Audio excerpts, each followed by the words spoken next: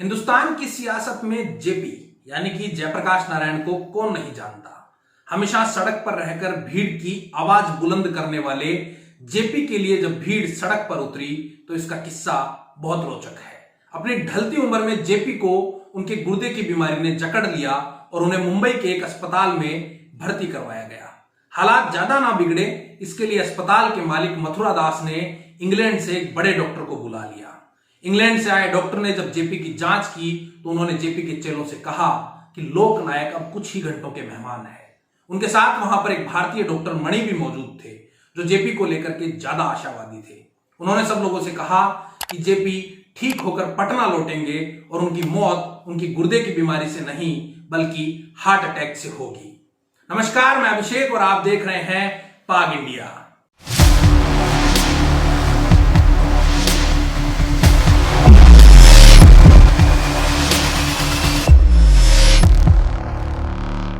लेकिन इंग्लैंड से बुलाए हुए विलायती डॉक्टर के सामने भारतीय डॉक्टर के बात की कीमत कम थी, क्योंकि जेपी के चेलों ने यह मान लिया था कि अब जेपी कुछ ही घंटों के मेहमान हैं। रामनाथ गोयनका ने तो यहां तक कह दिया कि यदि जेपी को कुछ हो जाता है तो उनका अंतिम संस्कार महात्मा गांधी की तरह होना चाहिए। रामनाथ गोयनका ने पास ही खड़े चंद्रशेखर से कहा कि आप इस संबंध में प्रधानमंत्री मोरारजी देसाई से बात करिए, लेकिन चंद्रशेखर ने उस वक्त मना कर दिया।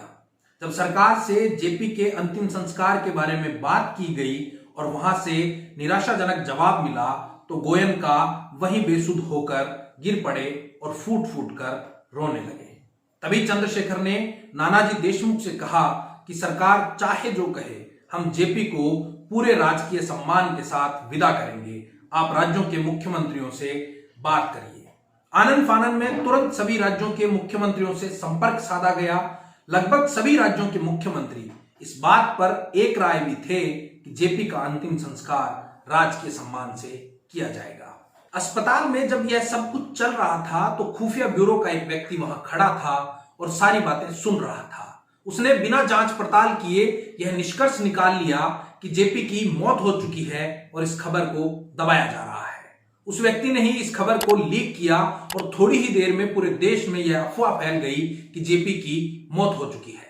प्रधानमंत्री ने भी संसद में यह सूचना भिजवाई और संसद में जेपी के लिए शोक सभा रखी गई। तभी चंद्रशेखर ने जनता पार्टी के दफ्तर फोन किया और उन्होंने चंद्रशेखर मिश्र से बात करनी चाहिए, तो मिश्र पार्टी दफ्तर मौजूद नहीं थे। दफ्तर में काम करने वाले एक लड़के ने चंद्रशेखर को बताया कि वे जेपी के निधन पर शोक प्रकट करने संसद गए हैं। चंद्रशेखर खुद थोड़ी देर पहले उसी अस्पताल से आए थे जहां जेपी भर्ती थे और यह जानकर हैरान थे कि उन्हें यह खबर नहीं है तो दिल्ली तक यह खबर कैसे पहुंची। जब चंद्रशेखर ने अस्पताल में संपर्क किया तो खुद अस्पताल के लोगों को इस बारे में कुछ नहीं पता था। चंद्रशेखर तुरंत अस्पताल के लिए चल दिए और वहां पहुंचे तो लोगों की भारी भीड़ सड़कों पर उतर आई। घबराए हुए अस्पताल के मालिक मथुरा दास ने कहा कि किसी ने जेपी के निधन की झूठी अफवाह उड़ा दी है। अस्पताल में भीड़ बढ़ती ही जा रही थी और अस्पताल के कर्मचारी घबराए हुए थे। तभी चंद्रशेखर भीड़ में फंसी एक एम्बेसडर कार की छत पर चढ़ गए और उन्होंने जेपी की मौत की अफवाह का खंडन कर यह सब ड्रामा रोक दिया। हिंदुस्तान की सियासत के ऐसे ही रोचक किस्सों को जानने के लिए जुड़े रहिए पाग इंडिया के साथ। बहुत बहुत धन्यवाद।